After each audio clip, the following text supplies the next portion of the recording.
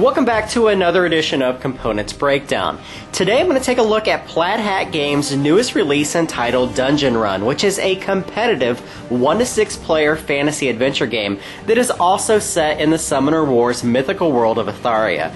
In Dungeon Run, each player's ultimate mission is to upgrade and customize their unique hero by maneuvering through the dungeon's set of traps and monsters to gain treasures that will help them defeat the dungeon's boss, all in order to obtain the rare and fabled Summoner Stone. What's interesting about the gameplay is that players can form packs at any time with other players by traveling together and assisting one another with encounters. Likewise, players may also sabotage other players because in the end, only one player can win by either escaping the dungeon with the Summoner Stone in hand or by destroying all their fellow adventurers. This is most definitely a fun and faster-paced light dungeon crawl game with a very simple set of mechanics. So let's briefly take a look at the game's components and setup before we discuss the gameplay.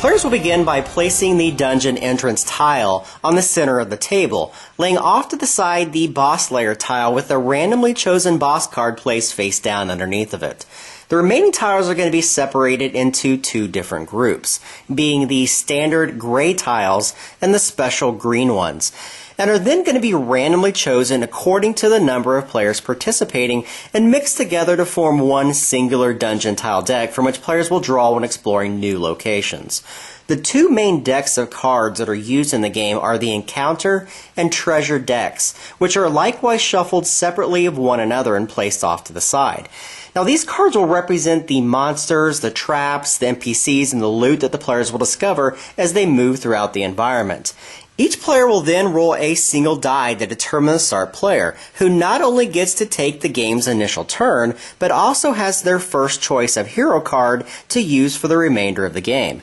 Next, each player will take a player reference card that lists all the available actions that they may perform on their turn, as well as the 10 matching ability cards of the particular hero card that they chose. From these 10 face-down ability cards, players will then randomly draw 2, selecting one to place face-up beside their hero card and one to permanently discard. Finally, each player will take their corresponding miniature and place it on the dungeon entrance tile. So let's briefly discuss the gameplay.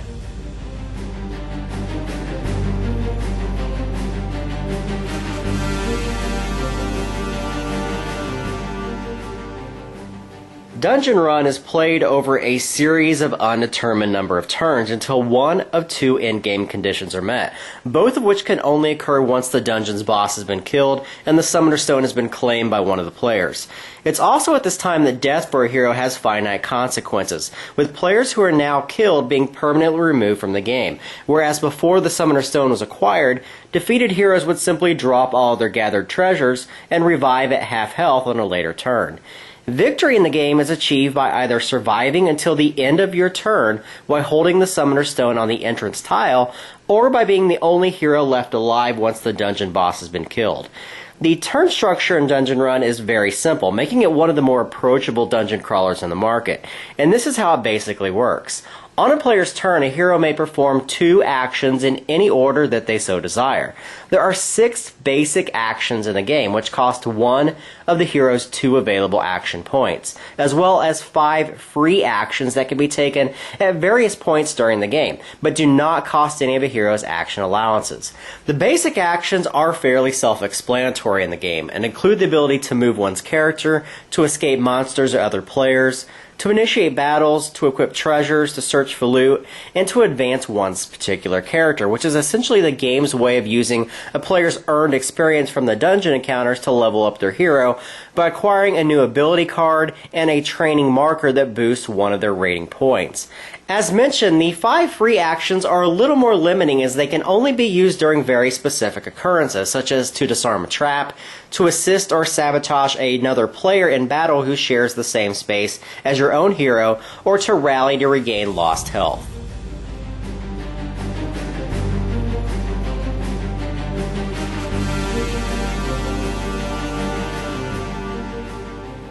Now, that is a very brief look at Dungeon Run and really doesn't encompass all the decisions that players are forced to make on their turns. And I purposefully didn't go into too much explanation because in reality, there isn't all that much to the game other than moving, rolling some dice for battles and particular skill tests, and ultimately putting yourself into the best possible position to either defeat the dungeon boss yourself or to take out your comrades when the summoning stone has been claimed. Now, having said that, you might think that my perception of the game is very lukewarm, which is in fact quite the opposite of how I feel about it. Dungeon Run was really one of my favorite games to be showcased at the 2011 Origins Game Fair, and I was actually disappointed that it wasn't for sale there or at this year's Gen Con convention. And having sat down at both events to play demonstrations of the game with my wife, we agreed that this was the best light dungeon crawler out there because it was very approachable for a variety of different audiences, yet was playable in a very short amount of time, but still gave players that feeling of exploration and fantasy that are needed to feel fully immersed in the game. I also think this game has a very unique appeal to it, and that its mechanics allow players to really play it however they so wish, either as a single player game, or as a free-for-all, or even as teams where players can go in with the collective thought to work cooperatively to achieve victory. And that's the real beauty of the game for me personally, and that it scales well with just a few amount of players to even much, much larger groups. So that is Dungeon Run. I am Jeremy Salinas, and thank you very much for watching.